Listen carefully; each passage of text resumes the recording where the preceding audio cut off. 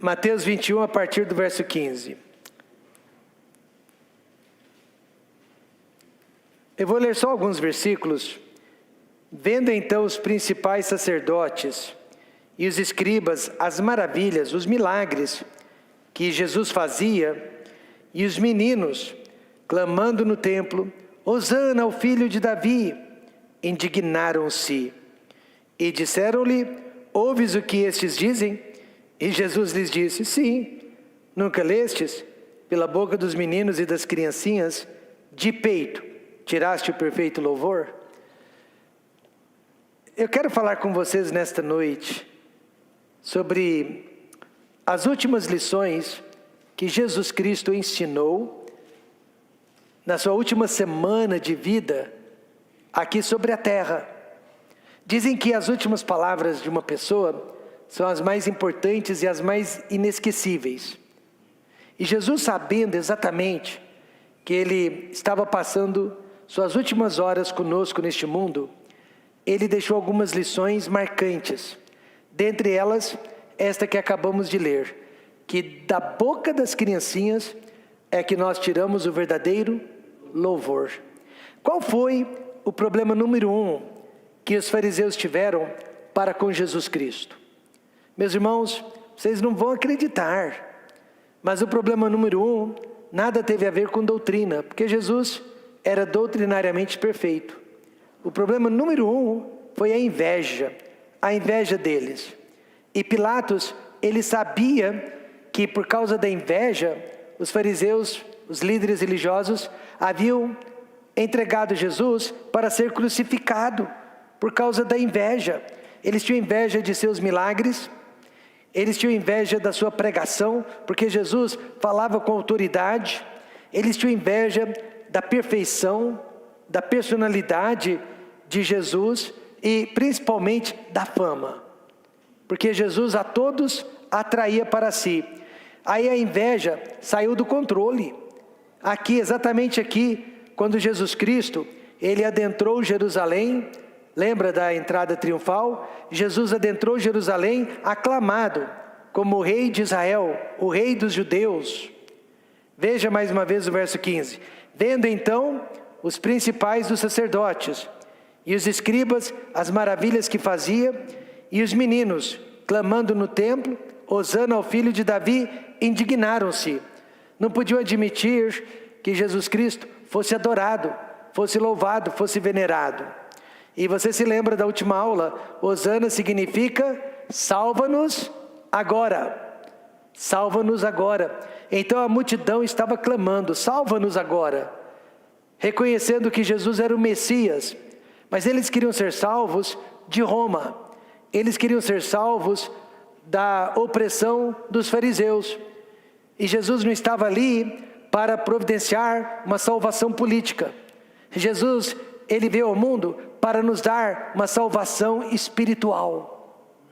Jesus disse: eu sou a ressurreição e a vida, e todo aquele que crê em mim, ainda que esteja morto, viverá. Eu vim buscar e salvar o que se havia perdido. Jesus não queria ser o Messias político de Israel, mas Ele queria ser o Messias salvador de Israel. Agora, por incrível que pareça, havia ladruagem e comércio dentro do templo de Jerusalém, e isso não incomodava os líderes religiosos. Mas agora a adoração de criancinhas, o louvor de criancinhas, o deixaram furiosos. Eles ficaram furiosos. Isso prova que as crianças não só podem, como também devem participar de todos os cultos de adoração a Deus. Os fariseus tentaram repreender as criancinhas que praticavam o ato de adoração, e Jesus, que recebia, prontamente aquele ato de adoração, mas Jesus deu uma resposta fatal para eles. Nunca leste no Velho Testamento, pela boca dos meninos e das criancinhas de peito, tiraste o perfeito louvor? Martinho Lutero, um dos pais da Reforma Protestante, ele sofria de depressão já naquele tempo. Ele era um homem muito depressivo e deprimido. mas ele gostava muito de ouvir as criancinhas cantando e orando. Ele dizia: o diabo não pode nos derrotar agora que as criancinhas estão orando. Amém? Elas, as criancinhas, são as pessoas mais puras da igreja. E você sabia que a pureza é essencial para uma vida bem-sucedida de oração? Jesus não pernoitou em Jerusalém, pois com certeza não havia lugar para ele dormir na cidade. Então a Bíblia diz que ele foi para Betânia, que ficava próxima a Jerusalém, e provavelmente Jesus passou a noite na casa de seus grandes amigos, Lázaro, Marta e Maria. Então, quais são as lições que Jesus ensinou durante a sua última semana sobre a face da terra? São 4 lições. Vamos aprendê-las? Primeiro, ele ensinou sobre a importância de uma vida frutífera. Por isso que nesta noite nós cantamos que devemos dar fruto. Ele ensinou sobre a importância da casa de Deus. E é por esta razão que você está aqui nesta noite, amém? Ele ensinou sobre a importância do trabalho de Deus e a importância da salvação do Filho de Deus. Primeiro de tudo, Jesus espera frutos de cada um de nós. Jesus espera frutos de nós. Verso 19. E avistando uma figueira, perto do caminho, dirigiu-se a ela e não achou nela senão folhas. E disse-lhe: nunca mais nasça fruto de ti. E a figueira secou imediatamente. O que Jesus queria daquela figueira? Ele queria o seu fruto, pois ele, na qualidade de ser humano, estava com fome. E fome é uma sensação que só pessoas saudáveis conseguem sentir. E Jesus estava com fome, procurou a figueira e dela não havia fruto algum. Raramente Jesus usou o seu poder para realizar algo destrutivo. Só em 2 ocasiões, Jesus usou o seu poder para algo destrutivo. Aqui foi a primeira delas. Ele disse: nunca mais nasça fruto de ti, e a figueira se secou imediatamente. E a outra única vez que Jesus usou o seu poder para destruir foi quando ele permitiu que uma legião de demônios entrasse numa manada de porcos. E aí todos aqueles porcos se precipitaram no abismo e morreram. Mas veja, Jesus jamais usou o seu poder destrutivo em relação ao ser humano, em relação ao homem, porque em relação ao homem ele disse: eu vim buscar e salvar o que se havia perdido.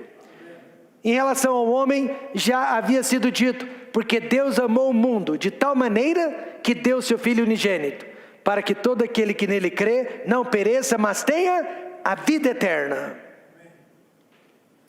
A figueira em geral não tem folhas sem frutos, e também não tem frutos sem folhas.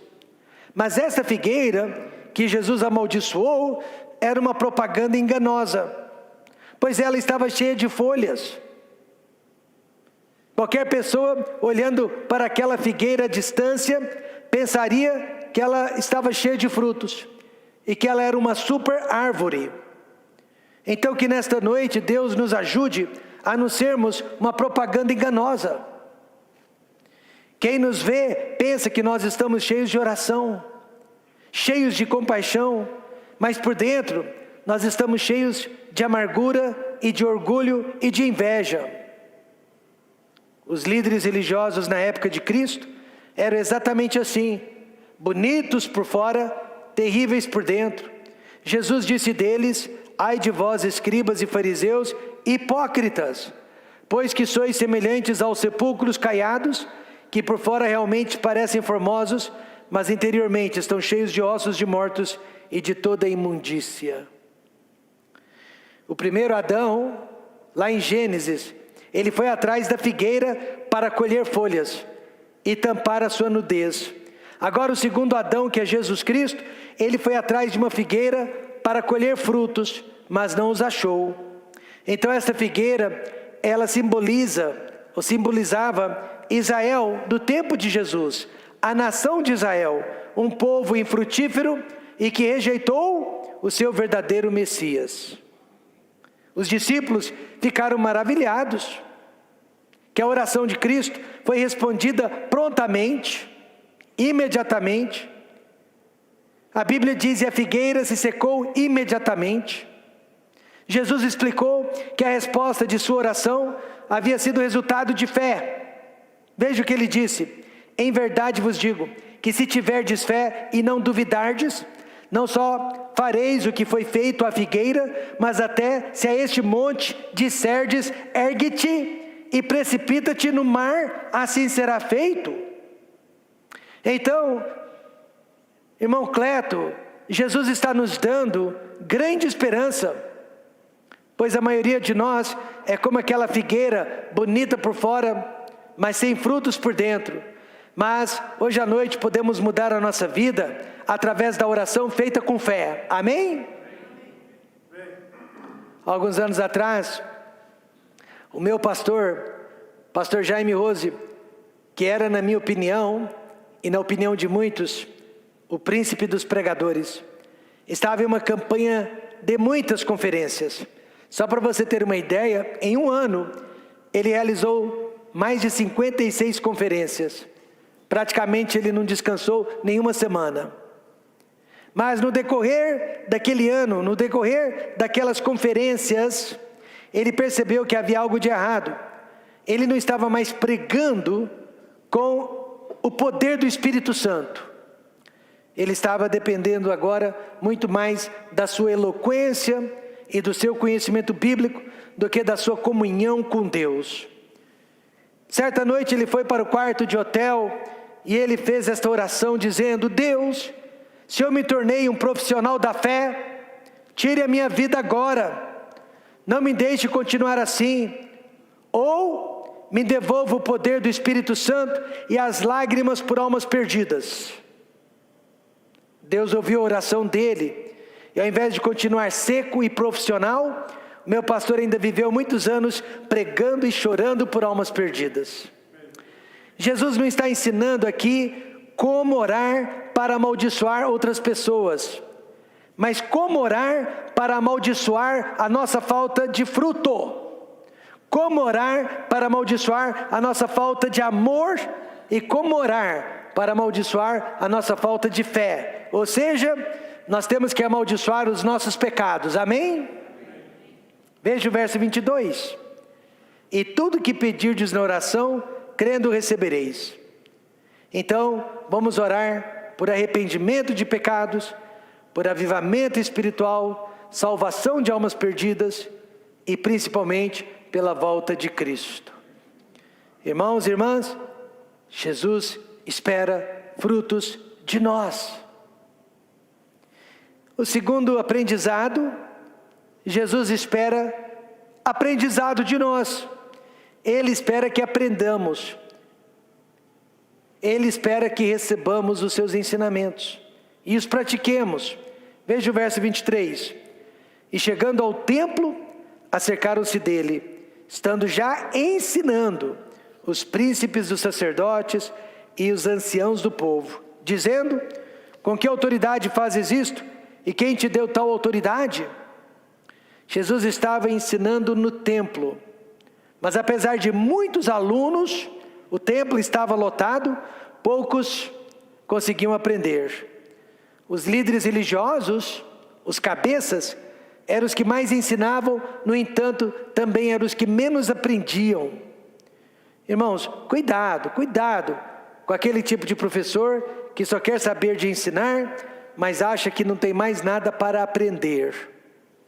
Quando uma pessoa não aprende mais, aí ela se torna juíza e passa a julgar os outros. Os sacerdotes haviam julgado ninguém mais, ninguém menos do que João o Batista. E agora eles queriam fazer o mesmo em relação a Jesus. E então eles fizeram uma pergunta capciosa, sabe, daquelas para colocar Jesus numa armadilha. Eles fizeram uma pergunta cuja resposta poderia incriminar Jesus perante o Império Romano. Quantos já passaram por isso? Perguntas capciosas. Com certeza os professores aqui já sofreram esse tipo de assédio. Garanto que o Davi, garanto que o Vicente, a Roseli garanto que em sala de aula os alunos fazem perguntas capciosas para pegar o professor. Foi o que fizeram com Jesus. Anos atrás, um jovem pastor viajou comigo e durante a viagem ele fazia 1001 perguntas. E eu pensei, que beleza, ele está querendo aprender. Eu pensei que fosse um discipulado 1 a 1 e que ele estivesse interessado em aprender. Mais tarde, ele usou tudo que eu respondi para me incriminar. Ele estava tentando armar uma armadilha. Mal sabia eu que ele iria usar as minhas próprias palavras para depois tentar me contradizer. E os falsos líderes religiosos tentaram fazer a mesma coisa com Cristo, mas não deu certo, pois Jesus Cristo, diferentemente de mim, podia ler o coração daqueles homens. E Jesus mostrou que eles não eram professores, mas eles eram alunos indisciplinados que nunca aprendiam. Veja o verso 24.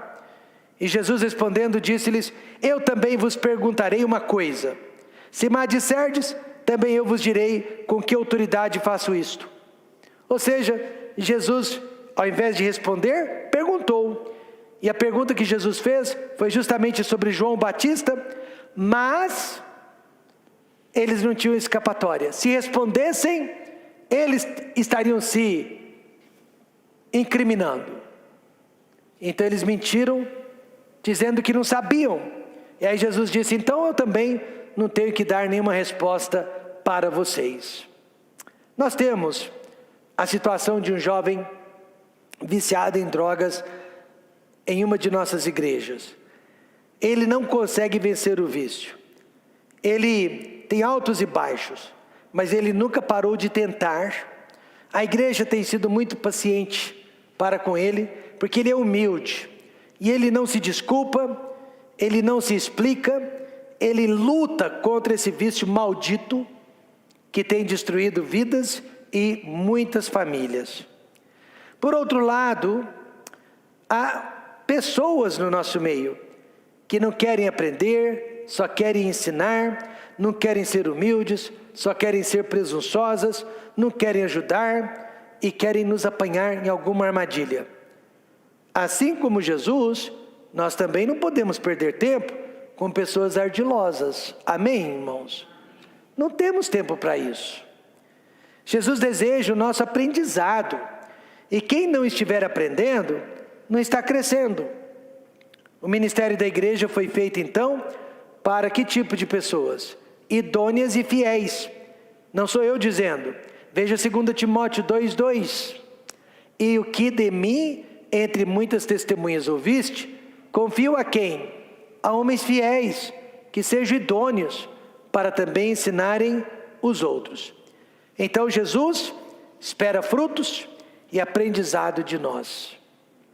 Terceira lição, Jesus espera trabalho de nós. Veja o verso 28. Mas que vos parece? Um homem tinha 2 filhos, e dirigindo-se ao primeiro disse: filho, vai trabalhar hoje na minha vinha. Esta parábola, a parábola dos 2 filhos, ela nos mostra 2 tipos de crentes. Os 2 moravam na mesma casa, eles eram filhos do mesmo pai, mas cada um deles tinha um sentimento diferente para com o pai. Os 2 também não queriam trabalhar, mas um pelo menos amava o pai o suficiente para vencer a sua preguiça. Hoje à noite o que nos diferencia como filhos de Deus é o quanto nós amamos a Deus. Deus ama a todos nós aqui por igual. Deus ama a todos aqui, mas nem todos aqui amam a Deus do mesmo jeito. Dentre nós, alguns amam mais, alguns amam menos, e até aqueles que não amam de jeito nenhum. O pai conversou com os 2 filhos separadamente e disse: filho, vai trabalhar hoje na minha vinha. Ele pediu para o primeiro filho trabalhar hoje na minha vinha. Não era outra vinha, tinha que ser a vinha do pai. Não era outro dia, tinha que ser hoje. Sabe o que ele disse? Não vou, mas logo se arrependeu e foi. O que mudou? Nada. Ele continuava sem vontade de fazer a vontade do Pai, mas o amor dele pelo Pai foi mais forte do que a sua falta de vontade. Quantos estão entendendo isso? O amor dele pelo Pai foi maior que a sua falta de vontade. Assim também, preste atenção agora, porque a carapuça vai servir para todos. A minha vida cristã não é resultado da minha vontade de servir a Deus. Engana-se. Quem pensa que eu estou morrendo de vontade de servir a Deus. Vontade, às vezes, eu tenho é de desistir, procurar outra vocação, parar de perder tempo com certas pessoas e parar de perder tempo comigo mesmo. Mas não posso. Não posso porque sou muito grato a Deus e a Jesus Cristo que me salvou e me perdoou de todos os meus pecados. Amém, irmãos? Eu me pareço mais com o primeiro filho, que disse não e acabou indo. Às vezes eu me pergunto, Senhor, será que vale a pena tudo isso? Logo vem a resposta, Gálatas 6:9, e não nos cansemos de fazer bem, porque a seu tempo ceifaremos, se não houvermos desfalecido.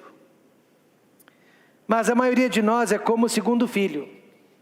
A maioria de nós é como o segundo filho. Diferentemente do primeiro, ele disse, eu vou. O pai disse, filho, vai hoje trabalhar na minha vinha. Eu vou, mas ele não foi. Ele disse que iria, mas não foi. A igreja está cheia de pessoas assim. O coral está cheio de pessoas assim. O seminário está cheio de pessoas assim. Como assim? Desistentes e não persistentes. Acho que nós somos como a classe de engenharia civil, do irmão Eduardo. Começou com 85 alunos. 4 anos depois, só havia 15. Só 15 deles conseguiram terminar e se formar. Aqui Jesus mostrou que os fariseus, eles eram como o segundo filho, que dizia fazer a vontade de Deus, mas não estavam fazendo. Não importa quantas vezes você e eu já dissemos não para Deus. Importa que agora podemos dizer sim e fazer o que Ele nos pede. Então Jesus espera frutos, aprendizado e trabalho de nós. E por último, Jesus espera evangelismo de nós. Veja o verso 33. Ouvi ainda outra parábola. Houve um homem, pai de família, que plantou uma vinha e circuncidou-a, deu um valado e construiu nela um lagar, e edificou uma torre, e arrendou-a a uns lavradores e ausentou-se para longe. Esta parábola é um relato exato do que estava acontecendo com Israel e o mundo. Deus entregou a terra nas nossas mãos. Deus colocou a terra sob o nosso domínio, mas o homem se apoderou da terra e se esqueceu de Deus. Deus é o dono, mas o homem hoje age como se fosse o dono da terra. Aí Deus enviou vários mensageiros, pregadores, através de seus profetas, patriarcas, juízes, apóstolos. E sabe o que o mundo fez com esses pregadores? Na maioria das vezes, o mundo os matou, os prendeu, os aniquilou. Finalmente, Deus então mandou o seu próprio Filho ao mundo. E sabe o que o mundo fez também com o Filho de Deus? O crucificou e o matou. E com isso o mundo pensou que finalmente havia se livrado de Deus e que agora o mundo seria o dono exclusivo da terra. Nada disso. Deus enviará o seu grande julgamento e Deus reaverá a terra de volta. Cabe a nós agora, evangelistas, contar esta história para as pessoas e perguntar de que lado elas estão. Assim como os sacerdotes, muitos crentes nunca leram ou se esqueceram que Jesus Cristo é a fundação da salvação do mundo. Então, nossa oração nesta noite é para que ninguém caia sobre esta rocha, que é Cristo, e que esta rocha não caia sobre ninguém. Isso se chama evangelismo. Concluindo, Mateus 21 destaca as últimas lições que Jesus ensinou durante a sua última semana sobre a terra. 4. A importância da vida frutífera, a importância da casa de Deus ou do trabalho eclesiástico que é feito na casa de Deus, a importância do trabalho de Deus e a importância da salvação do Filho de Deus. E, concluindo, verso 43, portanto eu vos digo que o reino de Deus vos será tirado e será dado a uma nação que deu seus frutos. E essa nova nação somos nós, a igreja. Jesus tirou o reino de Deus de Israel e o deu para a igreja que somos nós. As últimas lições de Jesus sobre a face da terra. Vamos orar.